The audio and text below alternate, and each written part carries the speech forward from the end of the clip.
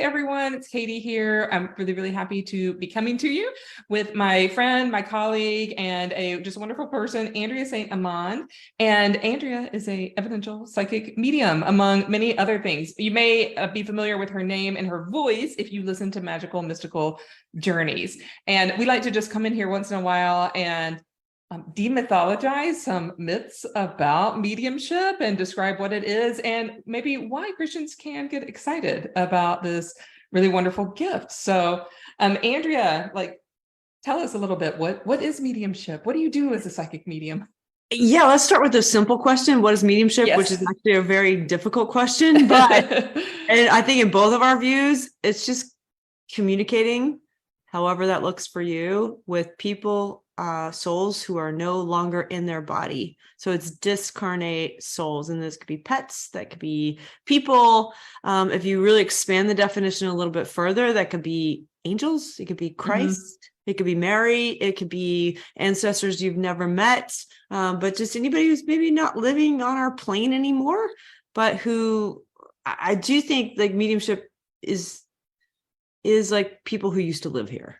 Okay, so you're like, I know you just did a thing on fairies, or yeah, right. Okay. Interdimensional beings, I think, is a little bit different. But it's still a bit the same in the sense that you're communicating through your telepathy, through all of the clairs that we have with beings who are not in the physical reality that we're living in. Maybe that's what we need to go with. Cool. And how long have you been a professional medium?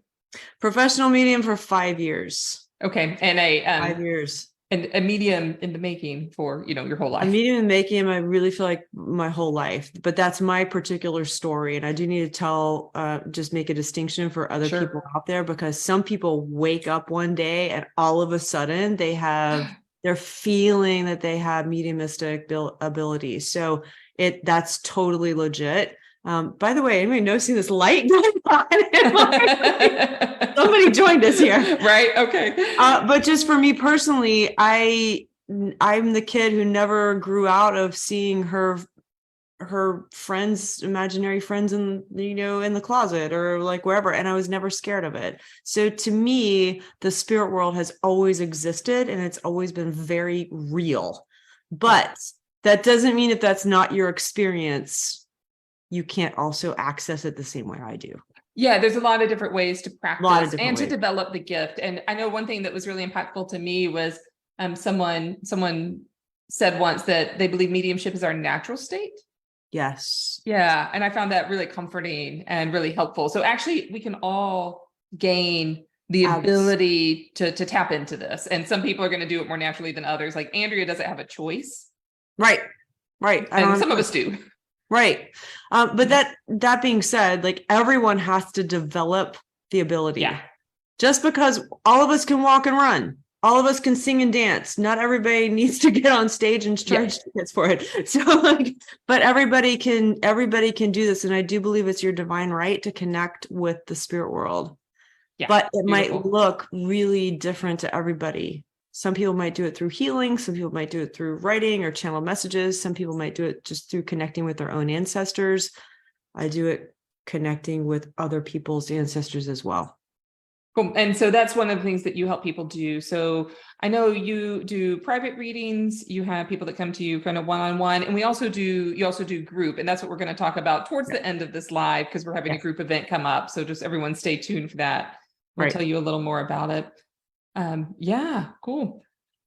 Well, do you have Jesus followers, Christians who come to you? I do.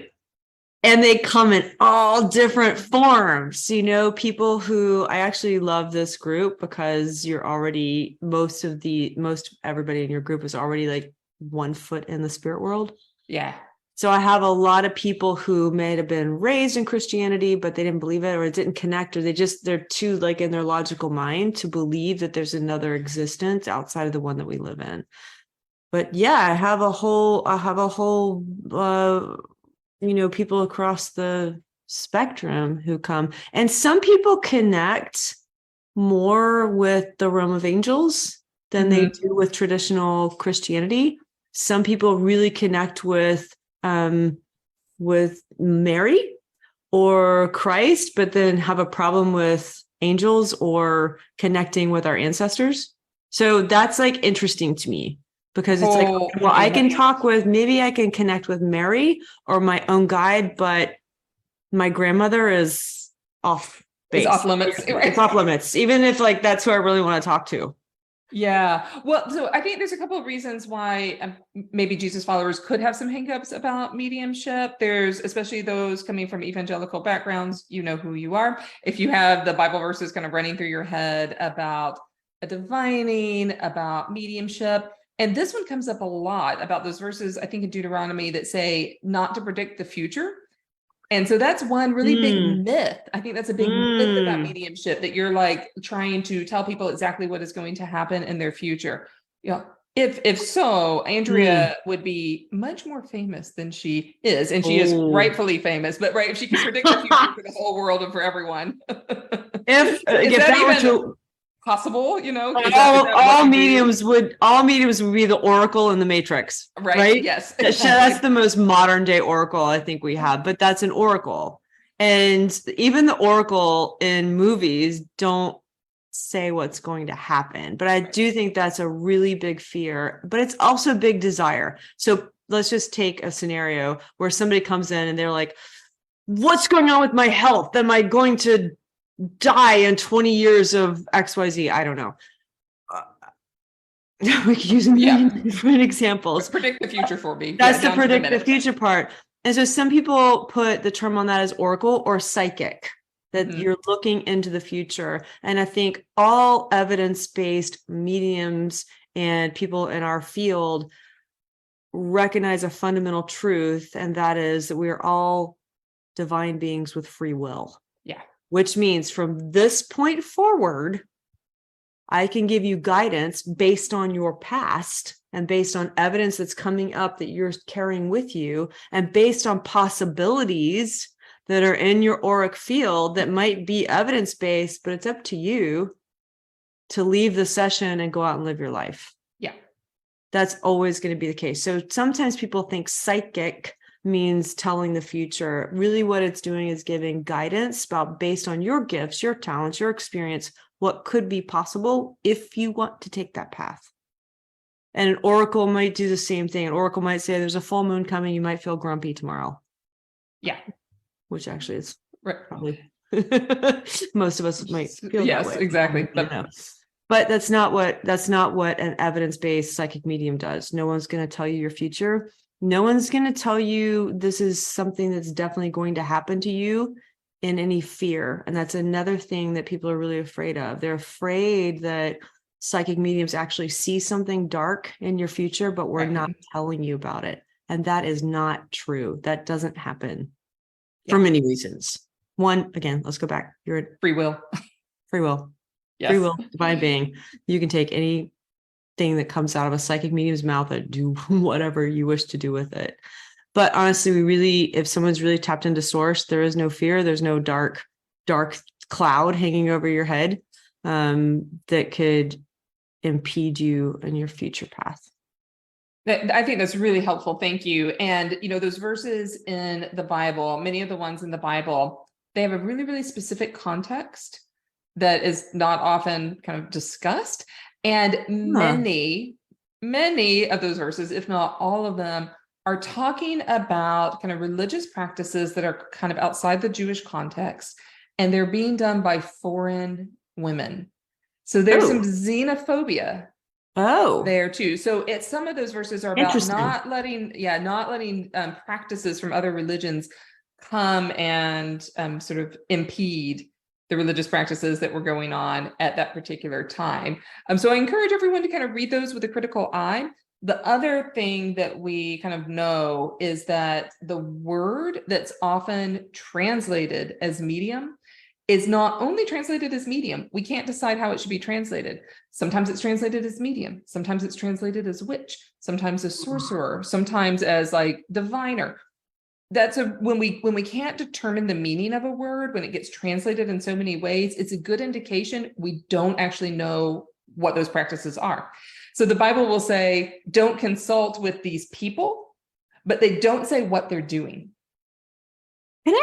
something just hit me. Yep. That those practices out there that leave a bad taste in my mouth might say, Katie, let me look at your fortune, and then give you some sort of scary prediction in order for you keep coming back. And yes, in order for you to pay something, or in order for you to keep coming back, or in order for you to change your behavior going forward. Right.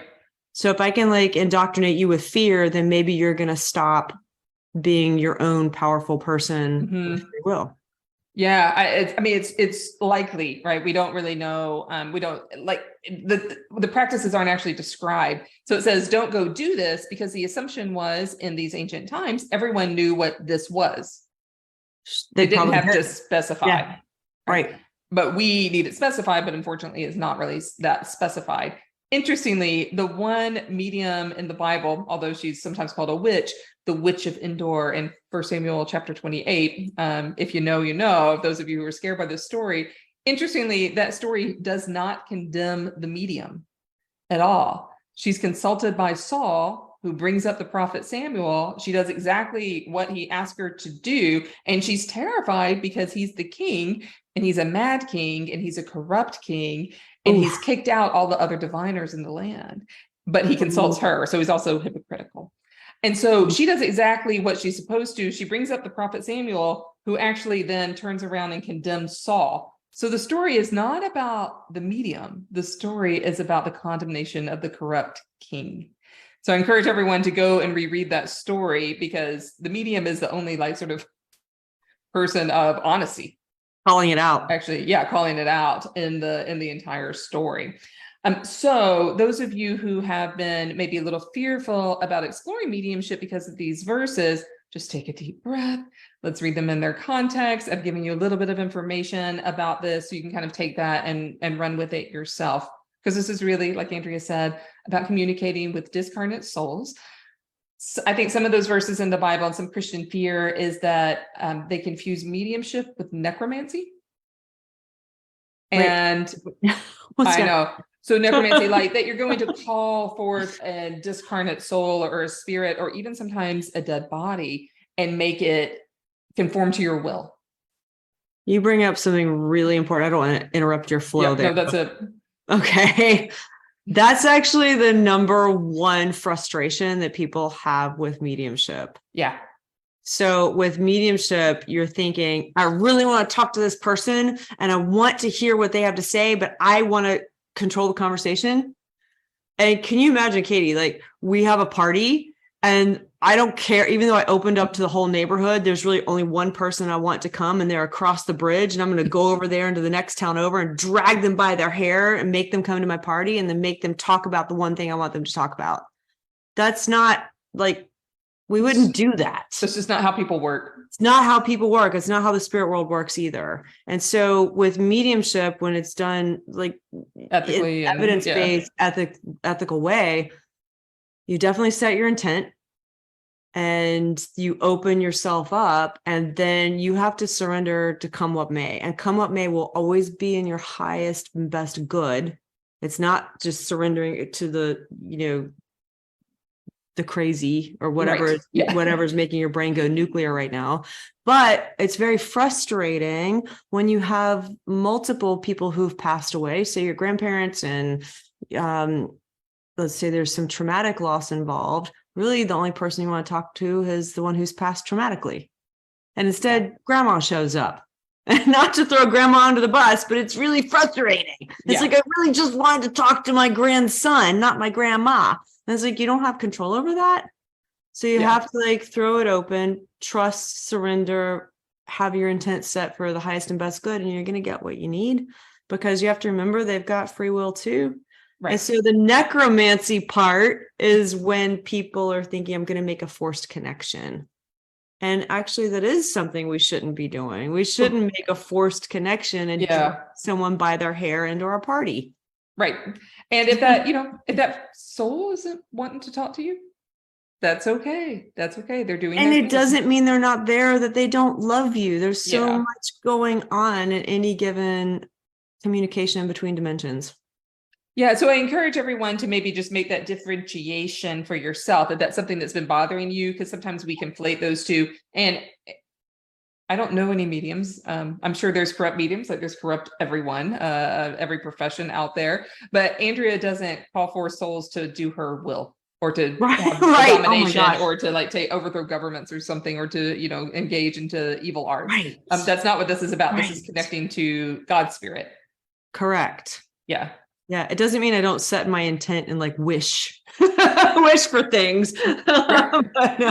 But not forcing discarnate souls to do your will. Yeah. Absolutely not. And like we can't. Nor Right. should we. Just shouldn't even put that energy out there. Yeah. Well, we have this group event coming up. I'm going to put the link down in the comments. I'll put that in the very first comment in just a little bit. But in the group event, tell us what happens. What can people expect at a group evidential psychic mediumship event? Yeah. So in a group, nothing that you don't want to come out, that is your deepest, darkest secret, that's not going to come out in front of a group. Just know that. But also know that what comes up for you, or with your experience watching other interactions with other people in the group, is going to be for the highest and best need of the group.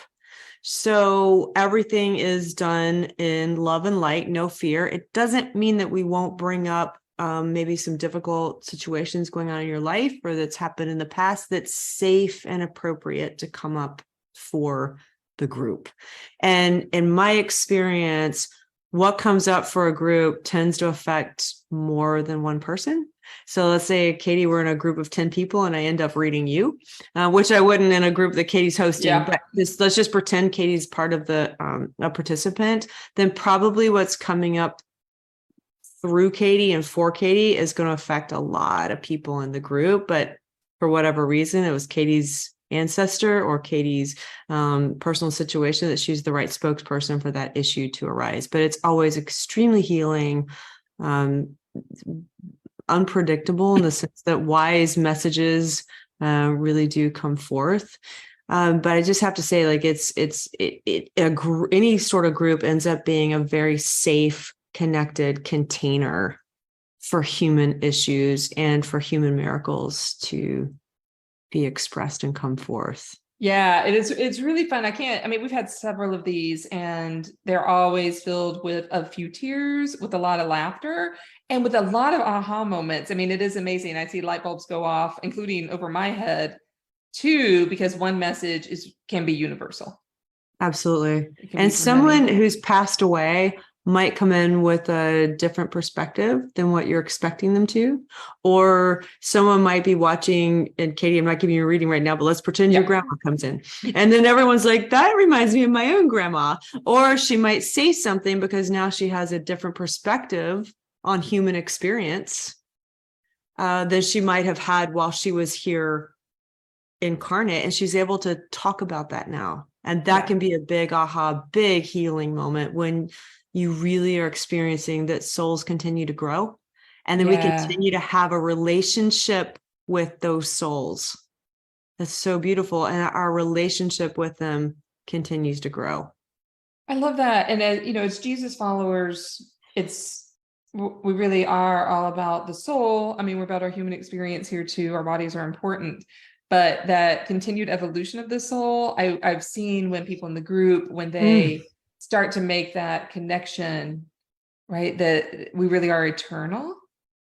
And that, Jesus, when Jesus opens the gates of heaven, to use a very kind of old school term, this is really for us opening all of eternity, that we get all of eternity to continue to learn and to grow. And that to me is just super amazing. And I would also share with anybody, if you don't have a personal connection with your own ancestors, or even with Jesus or Mary or anybody else, it will come and develop. Yeah. It can if you want it to, because there are certain beings that I feel like I should have had a connection with and just didn't, but they've developed over time. Yeah. And that's miraculous. And when you think about it, prayer for Jesus followers is very akin to mediumship. We're connecting with spirit, with a discarnate soul, like Jesus. Wow. Jesus was resurrected body and soul, but he's not like walking here on the 3D earth in the same way that he was 2000 years ago. I mean, so in some ways, anytime we're kind of in communion with the presence of God, we're participating in the same kind of parallel channel to mediumship. Yeah. Yes. The one thing that I would say that evidential mediumship helps with, and by evidential mediumship, I'm meaning something different than, it's just a little bit different than prayer. Yeah. Is that evidential mediumship is a complete stranger giving you some evidence that I wouldn't otherwise know about. And sometimes that really helps our brain be like, yes. Yeah. They are still there. It is like there is somebody out there watching for me, guiding over me, guarding me, because here's a complete stranger picking up something that connects in my life. Yeah. And so what that looks like for, if you've never attended one of these, is that Andrea might say something like, I think this is someone's grandma. Does anyone have a grandma in spirit? And then you raise your hand. And so she really narrows it down until we know that we've got the right soul with the right individual. And it's all very friendly and kind and wonderful to do that. And I don't know if you have this experience, Andrea, but in my kind of baby mediumship explorations, my experience is if one grandma shows up, all the grandmas are like, oh, what's happening? Oh my gosh. So it becomes Graham Camp. And so you're going to be connecting with your grandma or your aunt or your friend or whatever, because they're just curious. They're interested. They're curious. Right. They're going to be around. There's a party going on down there. Let's go. And one other thing that we do that happens in these readings as well as the group readings is that sometimes we have maybe something that's not evidence-based, like Mary Magdalene might show up, or Mother Mary might show up, or Archangel Michael might show up. And those are really wonderful for this group, because this group is, we all love those connections and love angels. And so that's a really cool thing. Sometimes it happens through me or you or both.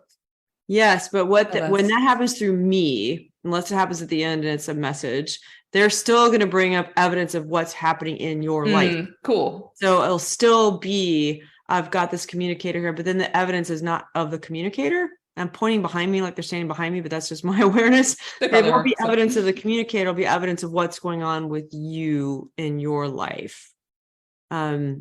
And then I'll just be like, you must have a special relationship with this particular being. And I've never had a situation where, for instance, I was getting a communication through Mary and the person didn't already have a super special connection with Mother Mary. And to have that validated is tremendous. It's like mind blowing. And really this cool. is, so it's really cool. So y'all, you can't lose messages from past loved ones, messages from ascended beings. I will say, not depending on the size of the group, not everybody might receive a message.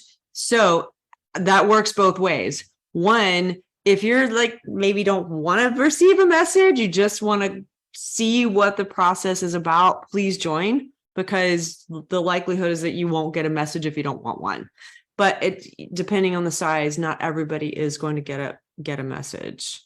And so it depends on the group size and just on the group size and who's coming through and what the need is of both the spirit world and the recipients in the group.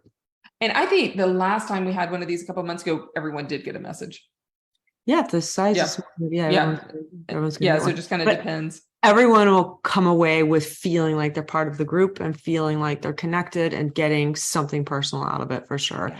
And we always have time at the end for questions, answers, group messages, group healing, whatever needs to come up. And also know too, your privacy is respected. So whatever we do in a group, it's not recorded and it's not disseminated out. So once the container is set, we're in a safe space. Yeah. And that's really important. And we've not had anyone that attended that didn't walk away feeling connected, feeling connected, loved, feeling supported by spirit. And that's really what this is all about. And so I'll be a little broken record because my group has been hearing this from me a lot lately. But y'all, every time that we as Jesus followers connect metaphysically in this way, we are participating in healing not only ourselves, but the world, because we're all aware of how much damage some really loud voices within Christianity have done. So every small thing that we do for ourselves, whether you attend the group or not, just by exploring mediumship, by listening to this video, by like taking the plunge, by working on this healing for yourself, you are participating in reconciling the relationships that have been too broken for too long. And that'll make me start to cry. So I'll probably cut this off pretty soon. But that message has been coming through so strongly for me, and I believe so much in it. All of this healing work is a radical act of justice. Oof. And so, yeah, I'm super proud of everyone just for being here, for being present, for participating in your own healing. I'm so important for this life, for the spirit life, and for whenever you come back. And for the earth. For the earth. Just for the earth too. So we're really looking forward to having lots of you present in a couple of days. So I put the link to register in the comment. Andrea, tell people what they need to know about the little registration page, because it could be a little tricky.